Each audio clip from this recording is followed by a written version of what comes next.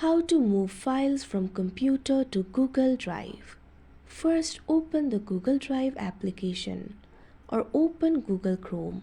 Click on the search bar. Type in drive.google.com. Press enter. After that, Google Drive will be opened. Click on the plus icon that you can see at left.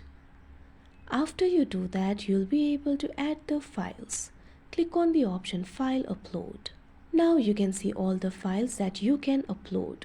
Go to the desired location of your choice. After that, select the files that you would like to move from computer to the Google Drive. Select as much files as you want. Click on the option Open. Wait for a while. The files are being uploaded from computer to Google Drive. Now the uploads has been completed. You can click on the option My Drive.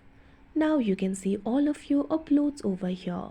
You've successfully moved the files from computer to Google Drive. That's it for this video. Thank you for watching.